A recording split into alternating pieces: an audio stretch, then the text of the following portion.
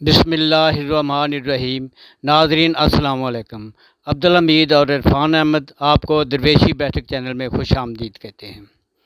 ناظرین، میں اس وقت مفتی غلام حسن قادری صاحب کی لائبریری میں موجود ہوں۔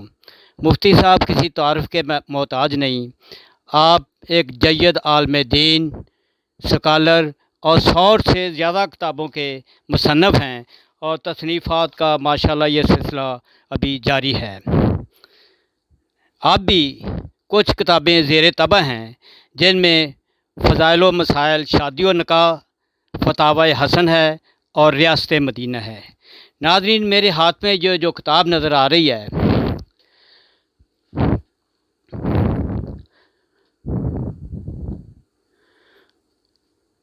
انوار و برکات زیارات عراق۔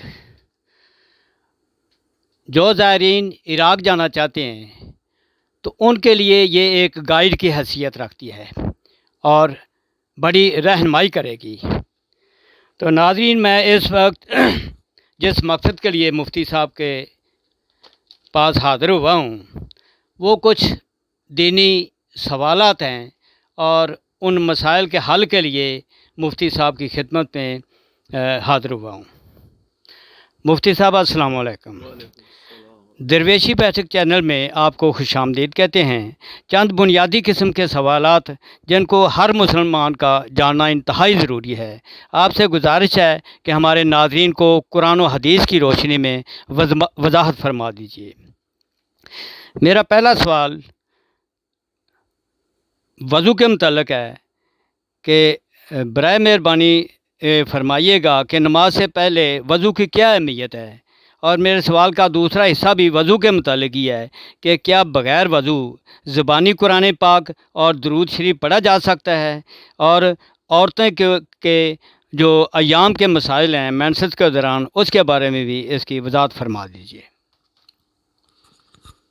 بسم اللہ الرحمن الرحیم۔ وضو کے بارے میں سورہ المائدہ کے دوسرے رکوع میں اللہ پاک نے ارشاد فرمایا، یا ایھا الذین آمنوا اذا قمتم الی الصلاۃ فاغسلوا وجوہکم وایدیکم الی المرافق وامسحوا برؤوسکم وارجلکم الی الکعبین۔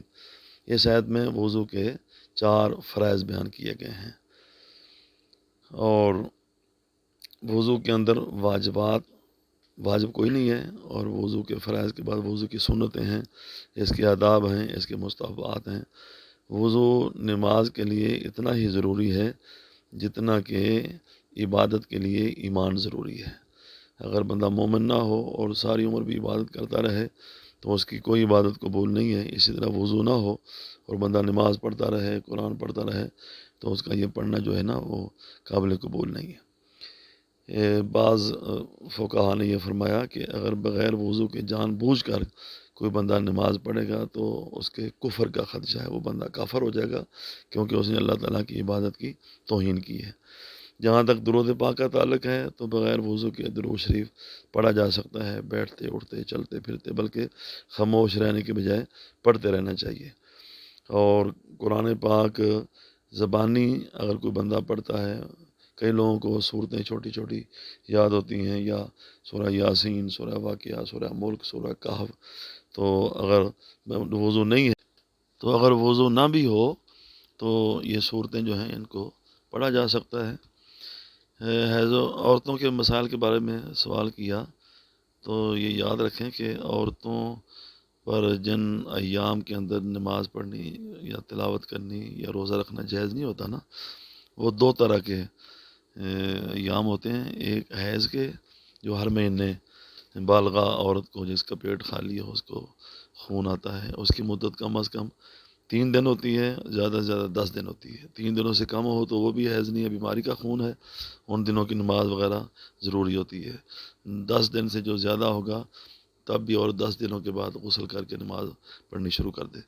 نماز تو ان دنوں کی بالکل معاف ہوتی ہے، بعد میں قضا کرنے کی بھی ضرورت نہیں ہے، لیکن روزہ جو ہے وہ چونکہ سال کے بعد آتے ہیں روزے، تو روزے میں قضا جو ہے وہ لازم ہوتی ہے۔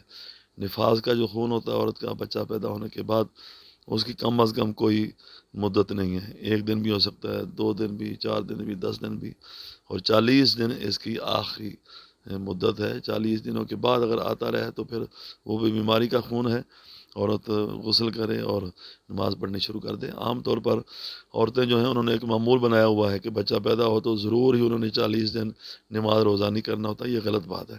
جب خون بند ہو جائے، چاہے 2 دنوں کے بعد یا 10 دنوں کے بعد، تو فوراً وضو کریں، غسل کریں اور نماز پڑھنی شروع کر دیں۔ ایک اور مسئلہ عورتوں کے بارے میں بڑا ضروری ہے کہ عورتوں کو عام طور پر نیل پالش لگانے کی بڑی عادت ہوتی ہے، لمبے ناخن رکھنے کی، نیل پالش لگانے کی۔ اگر نیل پالش لگی ہوئی ہے، عورتوں کے دن جو ہیں وہ ختم ہو گئے ہیں اور انہوں نے غسل کر لیا ہے اور نیل پالش لگی رہی تو وہ پاک نہیں ہوتی، پلیتی رہتی ہیں۔ اسی حالت میں نماز پڑھنا بجائے ثواب کے گناہ ہوتا ہے، تلاوت کرنا بجائے ثواب کے گناہ ہوتا ہے۔ ان کو چاہیے کہ غسل کرنے سے پہلے نیل پالش اچھی طرح اتار لیں۔ اگر زیادہ شوق ہو لگانے کا تو صبح کی نماز کے بعد لگا لیں اور ظہر کی نماز سے پہلے وہ اتار دیا کریں۔ شکریہ جی۔ میرا دوسرا سوال،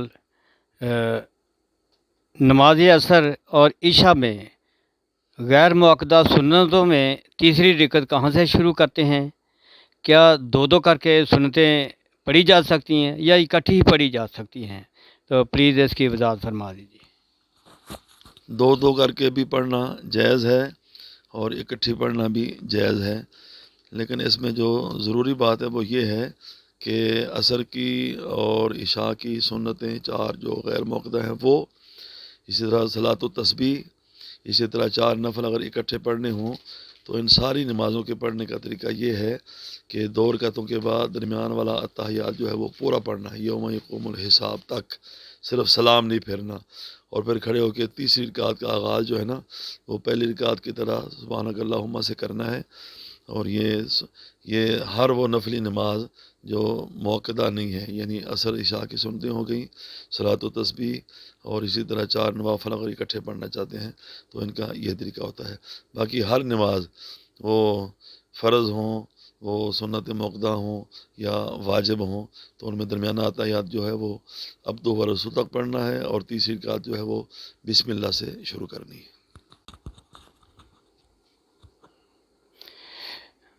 مفتی صاحب، ناظرین کا تیسرا سوال یہ ہے کہ باجماعت نماز کے دوران اگر مقتدی تشہد میں درود شریف بھول جائے یا ویسے کوئی غلطی ہو جائے تو کیا سجدہ صاحب واجب ہوگا، اور واجب ہوگا تو کب کرنا ہوگا؟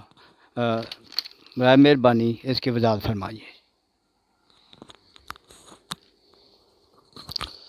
بسم اللہ الرحمن الرحیم۔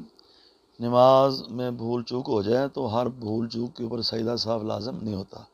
مثال کے طور پر کوئی سنت رہ گئی ہے، کوئی مستحب رہ گیا ہے، آپ نے نماز شروع کی، سبحانک اللہم و بحمدک و تبارک اسمک کا یہ پڑھنا سنت ہے یا مستحب ہے، اعوذ باللہ پڑھنا یہ فرض واجب نہیں ہے، بسم اللہ پڑھنا فرض واجب نہیں ہے، ان میں سے کسی کو نہ پڑھا۔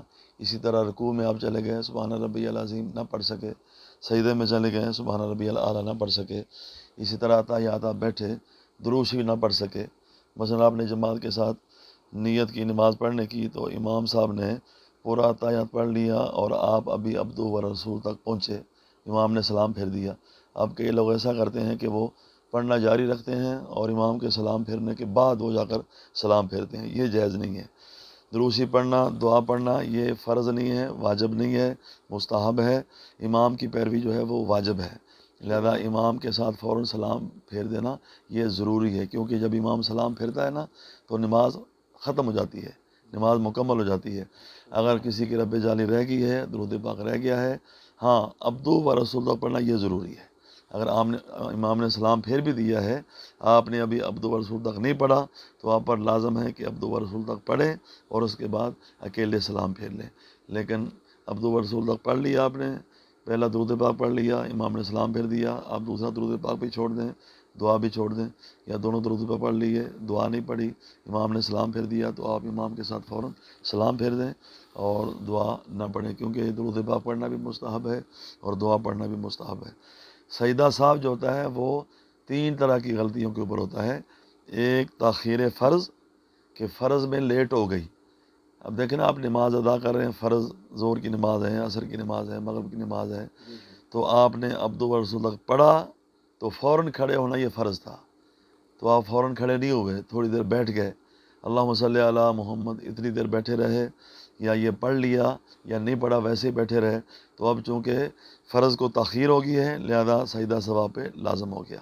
دوسرا وقت سجدہ ثواب کا یہ ہوتا ہے تکرار واجب، جو کام ایک بار کرنا واجب تھا آپ نے 2 بار کر لیا، مثلا سورہ فاتحہ ایک بار پڑھنی واجب تھی آپ نے 2 بار پڑھ لی، تو اس صورت کے اندر بھی سجدہ ثواب کو کرنا پڑے گا۔ تیسرا ہے ترک واجب، واجب کو چھوڑ دینا، تو واجب کو چھوڑ دینے سے بھی بھول کر چھوڑ دینے سے، جان بوجھ کر چھوڑا ہے تو نماز دوبارہ پڑھنی پڑے گی، اور بھول کر چھوڑا ہے تو سجدہ ثواب کرنا پڑے گا۔ مثلا 2 رکعتیں پڑھنے کے بعد اتحیات بیٹھنا جو ہے نا وہ واجب ہے، تو بھول کر آپ کھڑے ہو گئے، جب آپ سیدھے کھڑے ہو گئے ہیں، اب یہاں بھی ایک بڑا ضروری مسئلہ ہے کہ کئی لوگ کھڑے ہونے کے بعد پھر واپس آ جاتے ہیں کہ میں اتحیات نہیں بیٹھا تو میں اتحیات پڑھ کے اب پھر دوبارہ اٹھوں گا، تو اس صورت میں نماز ختم ہو جاتی ہے، کیونکہ واجب فرض کی طرف سے واجب کی طرف جانا اس سے نماز ٹوٹ جاتی ہے۔ بیٹھنا واجب تھا، تیسری رکعت کے لیے کھڑے ہونا یہ فرض تھا، تو آپ نے فرض کو چھوڑ دیا اور واجب کی طرف آ گئے، لہذا آپ کھڑے ہیں تو آپ کھڑی رہیں، اور باقی 2 رکعتیں پڑھ کے تو آپ تحیات اب 2 رسول تک پڑھیں، اور اس کے بعد سجدہ ثواب کریں، اور دوبارہ پھر پورا تحیات پڑھ کے آپ سلام پھیر دیں، تو آپ کی نماز مکمل ہو جائے گی۔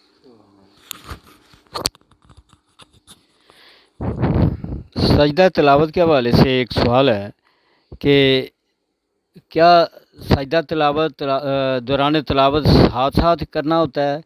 اگر غلطی سے رہ جائے تو کیا قرآن پاک ختم کرنے کے بعد سارے سجدے اکٹھے کیے جا سکتے ہیں؟ وضاحت فرما دیجیے پلیز۔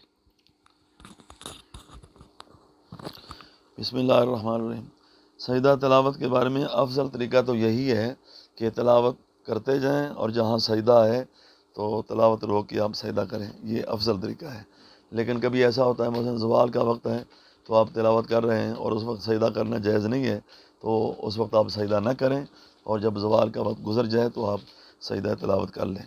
اس لیے بعض بزرگوں نے یہ لکھا ہے کہ زوال کے وقت یا ان اوقات میں جن وقتوں میں سجدہ کرنا یا نفل پڑھنا جائز نہیں ہے، ان اوقات میں تلاوت بھی نہ کی جائے، تاکہ ایسا نہ ہو کہ آپ تلاوت کر لیں اور سجدہ تلاوت کی آیت آپ نے پڑھی ہے اور وہ اپنا کر سکیں اور بعد میں آپ بھول جائیں، تو اس صورت کے اندر آپ کو گناہ ہوگا۔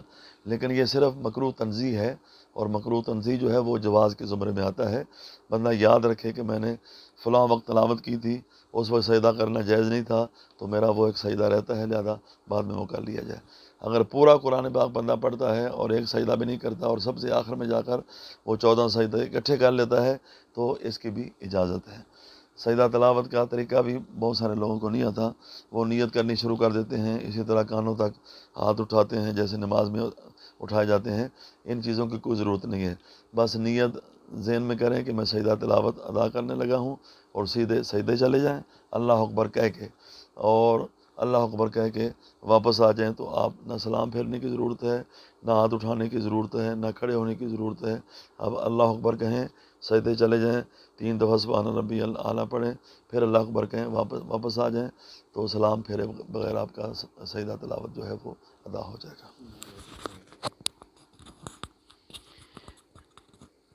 نماز قصر کے بارے میں وضاحت فرما دیجیے۔ کیا نماز قصر میں سنتیں اور نوافل بھی پڑھنے ہوتے ہیں؟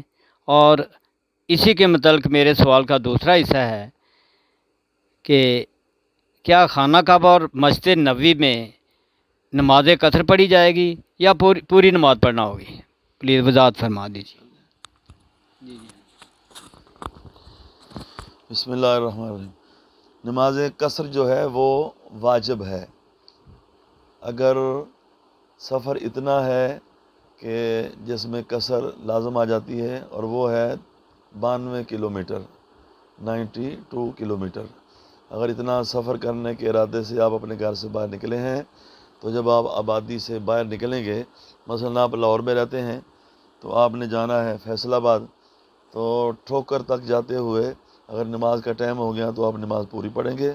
اس کے آگے جب آپ کا نماز کا وقت آئے گا تو آپ نماز قصر پڑھیں گے، جو 4 رکعتیں ہیں وہ 2 رکعتیں ادا کی جائیں گی۔ یہ نہیں ہے کہ بندہ کہے جی میں 2 کی بجائے 4 پڑھ لیتا ہوں، مجھے ثواب زیادہ ہو جائے گا۔ جب یہ واجب ہے تو واجب کو چھوڑنا جو ہے وہ گناہ ہوتا ہے۔ نبی پاک علیہ السلام سے کہا گیا یا رسول اللہ کبھی ایسا سفر ہوتا ہے کہ آسانی سے سفر ہو جاتا ہے، کوئی مشقت نہیں ہوتی، تو ہم نماز پوری پڑھ سکتے ہیں؟ تو حضور پاک نے فرمایا کہ یہ اللہ کا تحفہ ہے، اس کو قبول کرو۔ جس کا تحفہ قبول نہ کیا جائے وہ ناراض ہو جاتا ہے، تو اللہ تعالیٰ سے ناراض ہو جائے گا۔ اس میں ایک یہ بھی بات یاد رکھنی بہت ضروری ہے کہ بعض لوگ پوچھتے ہیں کہ جب فرض 4 کی بجائے 2 ہو گئے ہیں تو سنتیں اور نفل جو ہیں وہ پڑھنا وہ گناہ سمجھتے ہیں۔ یہ گناہ نہیں ہوتا۔ اگر بندے کے پاس ٹائم ہو، گنجائش ہو، تو سنت نفل پڑھے تو اس کو بہت ثواب ملے گا۔ اگر نہ پڑھے، چاہے ٹائم ہو یا نہ ہو، نہ پڑھے تو کوئی گناہ نہیں ہے۔ یعنی چھوڑنا بالکل جائز ہے، اس کا کوئی گناہ نہیں ہے، لیکن پڑھ لینے سے بہت زیادہ اللہ تعالیٰ ثواب عطا فرما دیتا ہے۔ تو اس بارے میں یہ بات یاد رکھنی چاہیے، سنت نفل پڑھ لی جائیں تو زیادہ بہتر ہے، اگر نہ پڑھی جائیں تو کوئی گناہ نہیں ہوتا۔ جو 3 رکعت والی نماز ہے وہ 3 ہی پڑھی جائے گی، جو 2 والی ہے یعنی فجر کی جو 2 فرض ہیں وہ 2 ہی پڑھے جائیں گے۔ اس میں یہ نہیں ہے کہ قصر کر کے 2 کو 1 کر دیں، یا مغرب کی جو ہے وہ قصر کر کے 2 پڑھ لیں یا 1.5 پڑھ لیں، یہ جائز نہیں ہے۔ جو 4 فرض ہیں ظہر کے، عصر کے، عشاء کے، ان کو 2 پڑھنا ہوگا، اور وطر بھی پورے پڑھنے ہوں گے۔ اور وطر جو ہیں وہ سنتوں نفلوں کے قائم مقام نہیں ہوتے، بلکہ سنت نفل نہ پڑھنے کی اجازت ہے، اور وطر جو ہے ان کو ضرور ادا کیا جائے گا۔ ہاں، خانہ کعبہ اور مسجد نبوی کے اندر اگر آپ جماعت کے ساتھ نماز ادا کریں گے تو چاہے وہاں ادا کریں یا یہاں ادا کریں، آپ مسافر ہیں اور امام مقیم ہے تو آپ اس کے پیچھے پوری نماز پڑھیں گے۔ اور اگر آپ 15 دنوں کے لیے گئے ہیں، 8 دن آپ نے مکے میں رہنا ہے، 8 دن آپ نے مدینے میں رہنا ہے، تو پھر اکیلے نماز پڑھیں گے یا آپ وہاں جا کر جماعت کرائیں گے تو پھر آپ قصر نماز پڑھیں گے، مکے کے اندر بھی مدینے کے اندر بھی۔ بعض لوگ مہینہ رہتے ہیں، 15 دن یہاں 15 دن وہاں، تو 15 دن جو ہے اگر نیت کر لی جائے تو پھر اس صورت کے اندر نماز پوری پڑھی جاتی ہے، بندہ مقیم ہو جاتا ہے۔ اور 15 دن سے کم کی نیت ہو، عموماً ایسا ہی ہوتا ہے کہ 16 دن کا اگر ویزا ہے تو 4 دن بندہ یہاں رہتا ہے، پھر 8 دن جا کر وہاں رہتا ہے، پھر واپسی آ کر 4 دن ادھر رہتا ہے۔ تو اس صورت کے اندر کسی ایک جگہ پہ بھی آپ نے اقامت کی نیت نہیں کی تو آپ کو نماز قصر پڑھنی پڑے گی۔ جب اکیلے پڑھیں گے یا جماعت کریں گے یا امام کے پیچھے پڑھیں گے تو آپ پوری نماز پڑھیں گے۔ مفتی صاحب، زکوٰۃ کے حوالے سے سوال ہے کہ رہائش کی نیت سے خریدا گیا پلاٹ ضرورت پڑنے پر اگر بیچ دیا جائے تو کیا اس پر زکوٰۃ واجب ہوگی؟ بسم اللہ الرحمن الرحیم۔ نماز کی طرح زکوٰۃ کا بھی اللہ پاک نے قرآن مجید کے اندر کثرت کے ساتھ ذکر فرمایا ہے، بلکہ اکثر جگہ پہ نماز کے بالکل ساتھ ہی اللہ پاک نے زکوٰۃ کا ذکر کیا۔ مثلاً پہلے اس پارے کے اندر ارشاد فرمایا اقیموا الصلاۃ و آتوا الزکوٰۃ، یہ 1 سے زیادہ دفعہ پہلے اس پارے کے اندر آیا ہے۔ تو نماز بھی پڑھنا فرض ہے، زکوٰۃ ادا کرنا بھی فرض ہے، لیکن یہ ہے کہ نماز روزانہ 5 دفعہ پڑھی جاتی ہے اور زکوٰۃ سال کے بعد 1 دفعہ ادا کی جاتی ہے۔ اس بارے میں بڑا پیارا ایک نقطہ بھی سماعت فرما لیں کہ عام طور پر لوگ، قیامت کی نشانیوں میں سے بھی ہے، حدیث پاک میں ہے کہ قیامت کے قریب لوگ زکوٰۃ کو تاوان سمجھیں گے، چٹی سمجھیں گے، بوجھ سمجھیں گے۔ چند دن پہلے کسی نے میسج کیا تو مجھے بڑا پیارا لگا۔ انہوں نے کہا کہ آپ روزانہ 100 روپے کا کارڈ اپنے موبائل کے اندر ڈلواتے ہیں، یہ عام بندے کی بات ہے، جو بڑے لوگ ہیں وہ تو ہزاروں روپے کا بیلنس روزانہ ڈلواتے ہیں، تو عام بندہ بھی 100 روپیہ جو ہے نا وہ 100 روپے کا کارڈ اپنے موبائل کے اندر ڈلواتا ہے، اور اس میں 25 یا 30 روپے کاٹ لیے جاتے ہیں ٹیکس کے طور پر۔ تو روزانہ آپ بڑی خوشی سے 25-30 روپے 100 میں سے ادا کرتے ہیں، اور سال کے بعد اللہ کے دیے ہوئے رزق میں سے اللہ تعالیٰ 40واں حصہ آپ کے مال کا آپ سے طلب کرتا ہے، تو یہ آپ کے لیے بڑا بوجھ بن جاتا ہے۔ تو اس بندے نے ایک کھیرا لے کر اس کے 10 ٹکڑے کیے اور لائن میں ان کو رکھا، اور آخری ٹکڑا جو ہے نا اسے 4تھا حصہ کاٹا اور کہا کہ اللہ اپنے دیے ہوئے مال میں سے تم سے سال کے بعد اتنا طلب کرتا ہے، اور یہ بھی تمہیں بوجھ لگتا ہے، اور روزانہ 100 کے اوپر جو 25-30 روپے آپ دیتے ہیں ٹیکس بڑی خوشی سے، وہ آپ کو بوجھ نہیں لگتا۔ اب یہ ہے کہ کس مال پہ زکوٰۃ ہے، کس پہ نہیں ہے، تو 4 مالوں پہ زکوٰۃ ہے: پیسے، سونا، چاندی، اور مال تجارت، ان پر زکوٰۃ ہوتی ہے۔ سال کے بعد حساب لگایا جائے، پیسے، سونا چاندی، مال تجارت اور ضرورت سے زائد جو چیزیں ہیں۔ آپ کے گھر کے اندر بہت سارا سامان ایسا ہوگا جو کبھی آپ نے استعمال ہی نہیں کیا ہوگا، گھر میں فریج ہے، ٹی وی ہے، یہ وہ چیزیں، یہ ضرورت کی چیزیں ہیں، لہذا ان پر زکوٰۃ نہیں ہوگی۔ کئی کپڑے ایسے گھروں میں پڑے ہوتے ہیں جو ان کی لاکھوں مالیت ہوتی ہے، ان کو نہ استعمال کرتے ہیں نہ ان کی زکوٰۃ دیتے ہیں۔ ضرورت سے زائد جو چیز گھر کے اندر موجود ہو تو اس پر زکوٰۃ سال کے بعد ادا کرنی لازم ہے۔ پلاٹ آپ نے رہائش کے لیے لیا ہے، اپنے لیے، بچوں کے لیے لیا ہے، اس پر کوئی زکوٰۃ نہیں ہے۔ ہاں، اچانک آپ کی نیت تبدیل ہوگی کہ میں اب اس کو بیچتا ہوں اور مناسب پیسے مجھے مل رہے ہیں تو آگے اور لے لوں گا یا مکان بنا لے لوں گا، تو جس دن آپ نے نیت کی ہے اس دن سے لے کر سال پورا ہونے تک وہ نہیں بیچ سکا، چونکہ آپ نے نیت کر لی ہے، لہذا سال جب مکمل ہوگا تو اس کی بھی باقی مال کے ساتھ زکوٰۃ ادا کرنی آپ پر لازم ہوگی۔ اسی طرح جو بندے پلاٹوں کا کاروبار کرتے ہیں، پراپرٹی ڈیلر ہوتے ہیں، ان کی چونکہ ساری دولت اسی زمین کے اوپر، پلاٹوں کے اوپر خرچ ہو چکی ہوتی ہے، تو ان کے پاس جتنے پلاٹ ہوتے ہیں وہ مال تجارت کے حکم میں ہیں، وہ سال کے بعد سب کی زکوٰۃ ادا کریں گے۔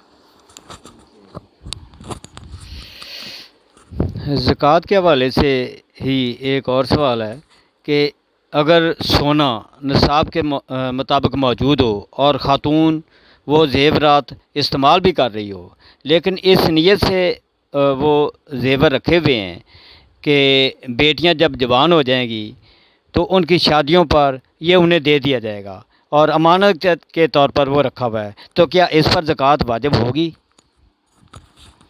سونا چاندی اگر استعمال کریں یا نہ کریں، اپنے لیے ہو، بیٹیوں کے لیے ہو، ڈلی کی صورت میں ہو، زیورات کی صورت میں ہو، ہر صورت میں سال کے بعد ان کی زکوٰۃ ادا کرنا لازم ہوتا ہے۔ ایک مسئلہ یہاں اور میرے ذہن میں آ گیا، آپ کے پاس 1 تولہ سونا ہے اور کوئی چیز نہیں ہے، یا 4 تولے سونا ہے اور کوئی چیز نہیں ہے، نہ پیسے ہیں، نہ چاندی ہے، نہ مال تجارت ہے، یا 7.25 تولے آپ کے پاس سونا ہے اور کوئی چیز نہیں ہے، تو آپ پر زکوٰۃ ادا کرنا لازم نہیں ہے۔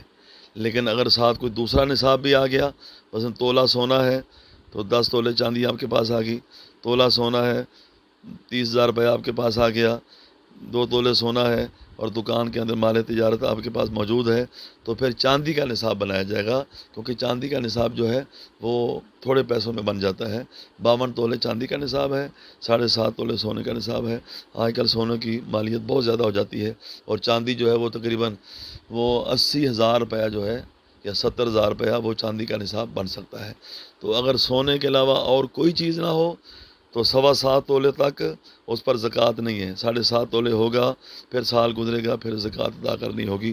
اور اگر ساتھ اور بھی کوئی نصاب ہو، تھوڑا سا ہی کیوں نہ ہو، چاندی ہے، روپیہ پیسہ ہے، مال تجارت ہے، تو پھر وہ ساری سونے کی مالیت اور ان ساری چیزوں کی مالیت لگا کے پھر چاندی کا نصاب بنا کے سال کے بعد ان سب چیزوں کی زکوٰۃ ادا کی جائے گی۔ بیٹیوں پر تقسیم کرنے سے اگر بیٹیاں اگر بالغ ہیں تو زکوٰۃ سے بچنے کے لیے ان پر تقسیم نہ کریں کہ اگر میں نے اپنے پاس رکھا تو زکوٰۃ ادا کرنی پڑے گی، لہذا میں، جیسے کئی لوگ ایسے کرتے ہیں، جب سال پورا ہونے کے قریب آتا ہے، پیسے ہیں، آدھے خامد کو دے دیے، آدھے بیٹے کو دے دیے، کچھ بیٹی کو دے دیے، کچھ اپنے پاس رکھ لیے، تاکہ نہ وہ صاحب نصاب ہو، نہ وہ ہو۔ یہ زکوٰۃ سے بچنے کے لیے، زکوٰۃ سے یا فرض سے بچنے کے لیے ہیلا بنانا اس طرح کا یہ حرام ہے۔ ویسے اگر آپ یہ چاہتے ہیں کہ میں اپنی زندگی میں موت کا کوئی پتہ نہیں ہے، یا میں بیمار رہتا ہوں یا رہتی ہوں، تو میں اپنی حیاتی کے اندر، زندگی کے اندر اپنا سونا چاندی بیٹیوں میں تقسیم کر دوں اور وہ بالغ ہیں اور آپ ان میں تقسیم کر دیتے ہیں، تو پھر زکوٰۃ جو ہے نہیں ہوگی جب تک کہ وہ نصاب کو نہیں پہنچے گا۔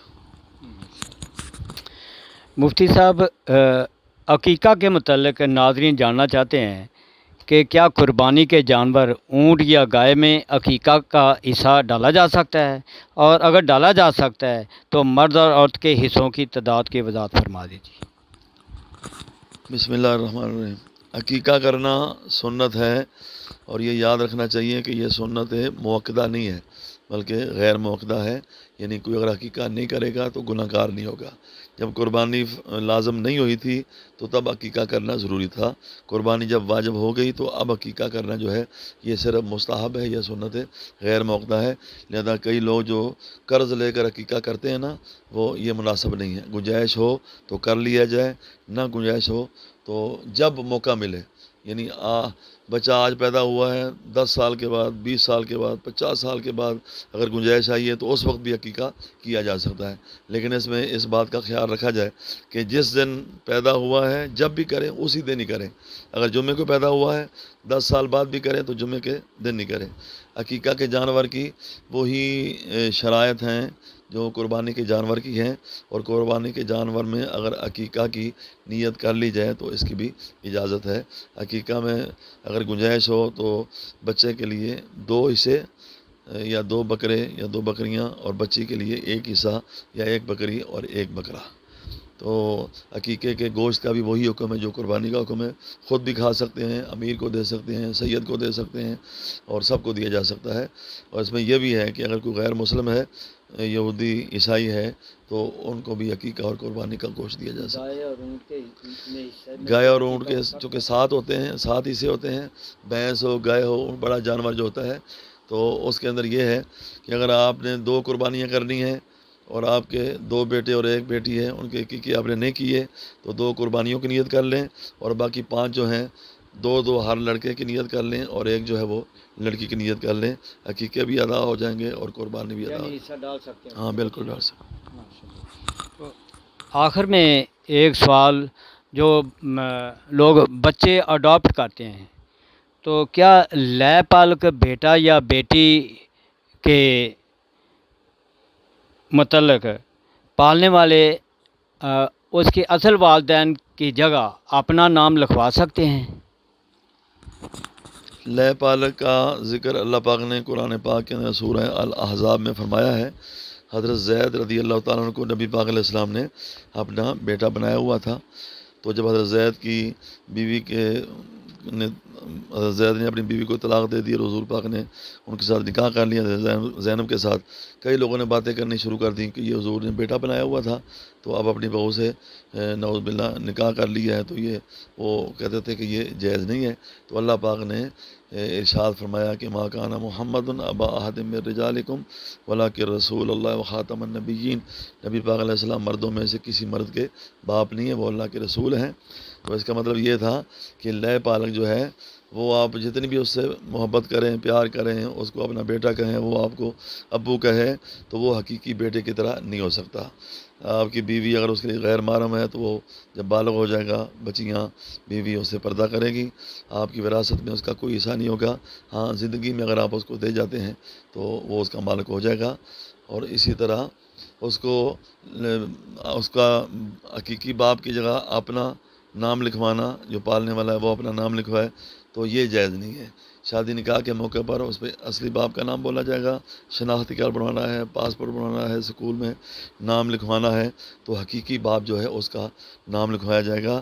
پالنے والا، پرورش کرنے والا جو ہے نا، جس نے اس کو پالا ہے، اس کا نام نہیں لکھایا جائے گا، کیونکہ یہ واضح طور پر قرآن پاک کے الفاظ ہیں، ادعوہم لآبائہم ھو اقسط عند اللہ، کہ ان کو ان کے حقیقی باپوں کے نام سے پکارو، اور یہی اللہ کے نزدیک زیادہ انصاف کی بات ہے۔